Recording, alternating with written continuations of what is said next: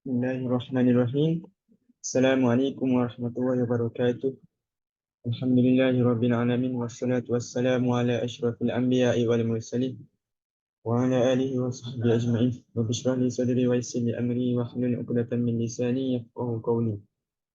Pada hari ini saya akan membentangkan tajuk salah satu daripada 4 khalifah, iaitu Khalifah Umar Al-Khattab.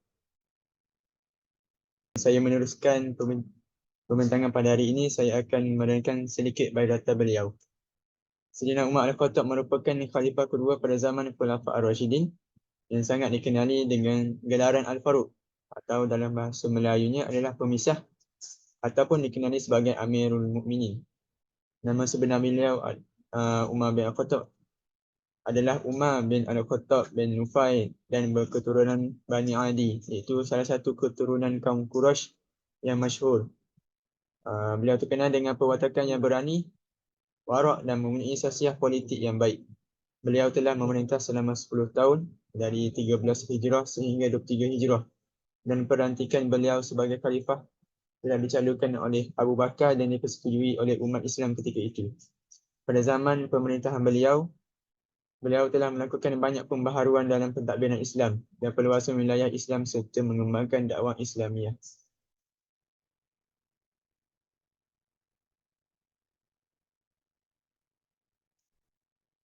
Antara pembaharuan yang telah dilakukan oleh Sayyidina Umar Al-Khattab terbahagi kepada 6.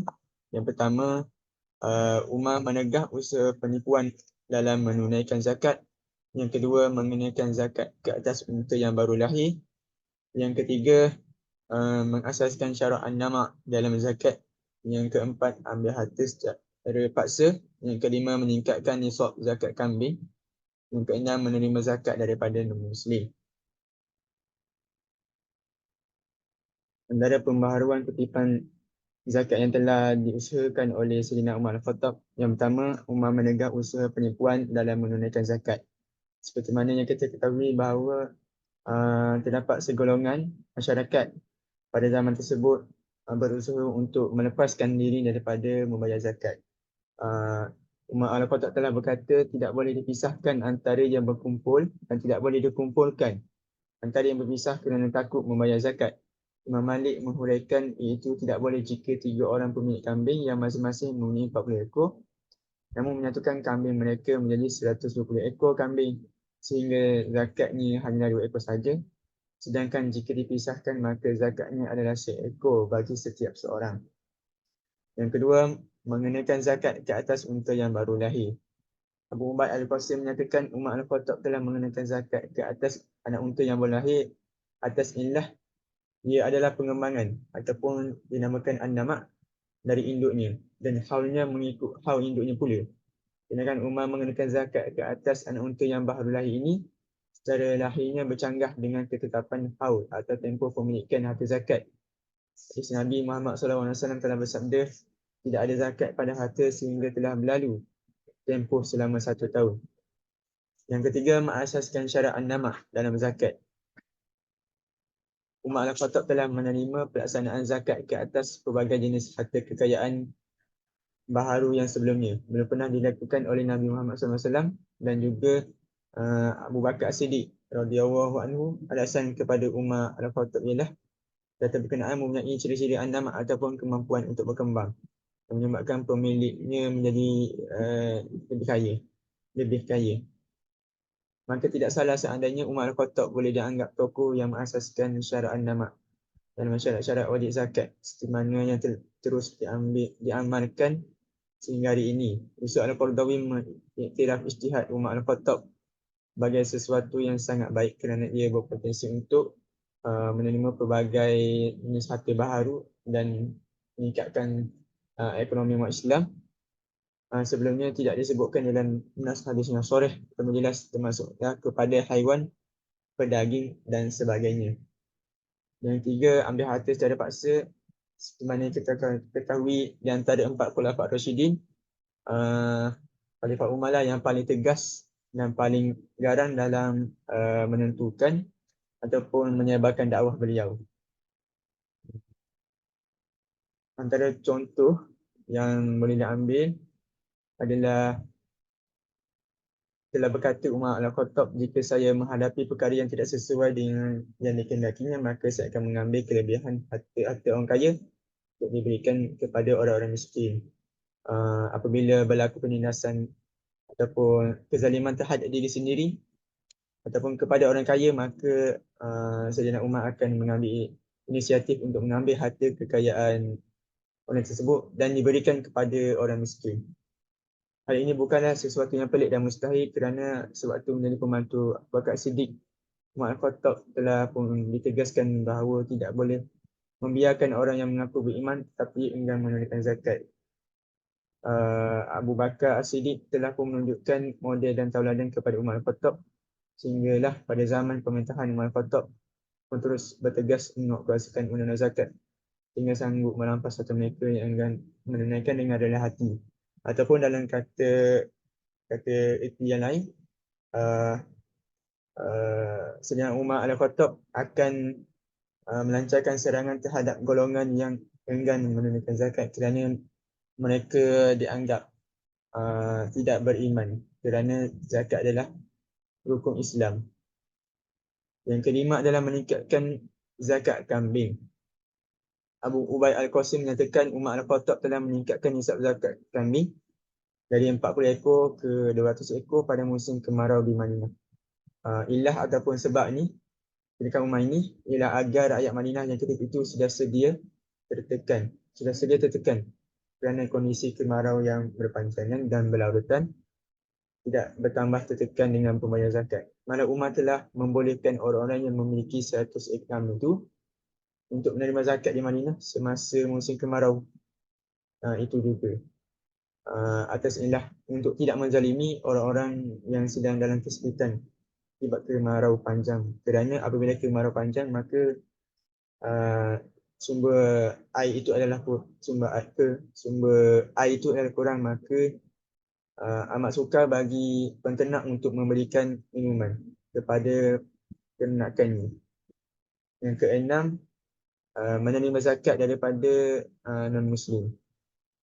Inisiatif ini amatlah baik terhadap ekonomi umat Islam kerana Umar Al-Khattab telah mengenakan cukai jizyah ataupun individu dan kharaj cukai pertanian kepada golongan non-Muslim yang berada di dalam wilayah Islam.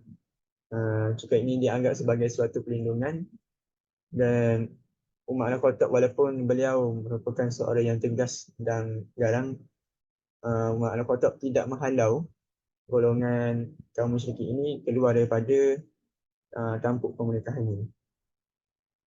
Pada awalnya Umar Al-Khattab enggan menerimanya. Namun setelah didesak baginda mengalah, Umar Al-Khattab menerima pembayaran zakat tersebut. Walaupun hakikatnya ia bukan zakat, sebenarnya adalah cukai.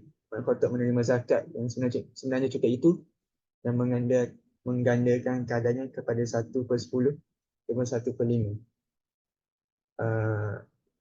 Seterusnya, pembaharuan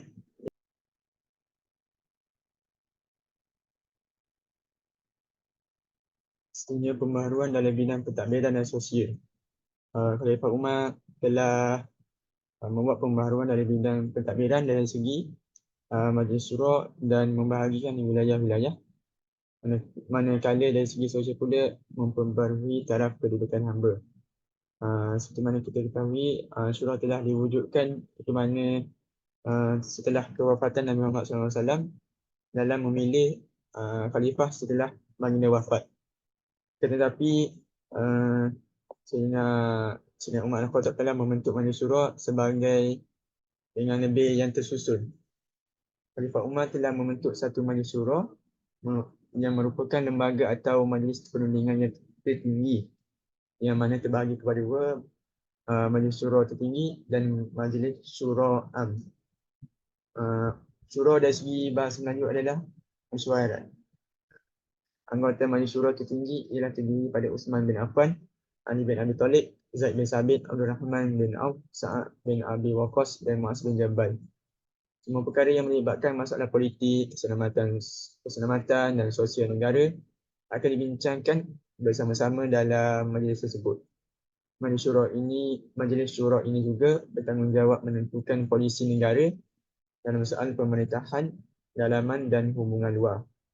Melalui amalan sistem syura, Khalifah Umar dapat mengetahui apa-apa permasalahan yang berlaku kepada dalam semua segi. Beliau juga membuka peluang dan kebebasan yang seluas-luasnya kepada semua orang untuk mengemukakan fikiran dan pendapat mereka demi kebaikan dan keadilan Islam, sehingga beliau menganggap semua manusia yang tidak mahu memberikan pendapat dalam masa yang tidak berfaedah. Itulah tujuan pembentukan Majlis Syura, di mana Sayyidina Umar Al-Khattab telah memberikan semangat kepada ahli-ahlinya untuk memberikan sedikit pandangan dalam usaha mentadbir sesebuah negara. Yang kedua pula, membahagikan wilayah-wilayah persekutuan. Seperti mana kita ketahui, pada zaman Khalifah Umar Al-Khattab telah berlaku pengembangan ataupun perluasan kuasa wilayah Islam. Maka Sayyidina Umar Al-Khattab Khalifah Umar telah membagikan kerajaan Islam yang semakin luas kepada beberapa wilayah demi menjaga kelicinan pentadbiran Islam. Kalau contohnya Malaysia terbahagi kepada 14 buah negeri, maka pentadbiran negara kita akan lebih tersusun dan lebih licin. Umar meletakkan beberapa orang pegawai untuk menjalankan pentadbiran. Mereka yang dilantik adalah datang ke Mekah pada tiap-tiap tahun selepas menunaikan haji untuk membuat laporan. Khalifah Umar Al-Khattab dikatakan berkebolehan dalam memilih pegawai-pegawai yang cekap bagi menyelesaikan pentadbiran. Sebagai contohnya Muawiyah bin Sufyan, Amr bin Al-Ash, Mughirah bin Syu'bah dan Zaid bin Sumayyah. Sebelum seorang gamelan itu dilantik, mereka haruslah mengisytiharkan harta mereka bagaimana mengelakkan dari menerima rasuah dengan syarat yang dikenakan oleh Khalifah Umar bagi menjamin keadilan dan kesucian Islam. Seterusnya dari aspek sosial, seperti mana kita ketahui, hamba itu terjadi, taraf seseorang itu menjadi hamba akibat daripada hasil peperangan, yang mana mereka dijadikan harta tawanan. Sejak zaman kegelapan lagi, memperbarui taraf kedudukan hamba. Golongan hamba pada masa itu telah diberikan hak kepentingan sosial dan taraf yang baik. Hamba tidak lagi dihina dan tindas. Mereka boleh hidup bebas seperti orang-orang biasa, kecuali bagi seorang yang menentang agama Islam itu tersendiri. Menetapkan bahawa hamba perempuan yang menjadi ibu tidak boleh dijual semena-menanya seperti hamba-hamba lain. Begitu juga dengan hamba yang berkeluarga tidak boleh dipisahkan dari keluarga mereka. Umar Al-Khattab telah menjaga kemaslahatan ummah dari segi nasab dan kedudukan seorang hamba tersebut. Taraf golongan hamba juga disamakan dengan tuannya dalam apa-apa hal tertentu. Pegawai-pegawai yang tidak menghormati dan menjaga hal kebajikan hamba akan dikenakan tindakan oleh Khalifah Umar. Sebagai contoh, Umar pernah menunjukkan jawatan seorang pegawai ini yang tidak menjadahi kerjaan yang sakit. Inisiatif yang diambil oleh Umar Al-Khattab ini memberikan kesan yang positif terhadap hamba dan demi menjaga kemaslahatan ummah. Seterusnya adalah penaklukan Baitul Maqdis. Cerita ini amat terkenal dalam kalangan rakyat kita. Menurut kitab Injil akan sampai ketika orang memimpin menawar Baitul Maqdis, ketika itu mereka wajib menyerahkan Baitul Maqdis kepadanya kerana tiada kuasa pemenahan kepada pemimpin itu. Injil watak pemimpin itu menepati peribadi Khalifah Umar. Setelah tumpasnya Kaisar Hercules pada Byzantium, ketua paderi Baitul Maqdis menyerahkan kunci rumah ibadat penganut Kristian kepada Khalifah Umar seperti mana arahan terdapat dalam kitab Injil paderi. Ketika itu, orang yang akan serahkan kunci Maqdis memiliki 3 tanda. Yang pertama, orang itu berjalan dengan hambanya yang menunggang kenderaan. Kedua, orang itu datang dalam keadaan kakinya berlumuran lumpur. Yang ketiga, orang itu datang dengan pakaian yang bertampalan. Isu yang menarik dalam hal ini, tidak berlaku pertumpahan darah. di mana Padri Kristian itu hanya menyerahkan kunci kepada Khalifah Umar Al-Khattab. Seterusnya, ketegasan khalifah dalam penyebaran Islam, terutama perluasan dan pengukuhan kuasa. Yang kedua, dasar pemerintahan itu. Perluasan dan pengukuhan kuasa Islam lebih menonjol dan begitu cepat pada zaman Khalifah Umar bin Al-Khattab.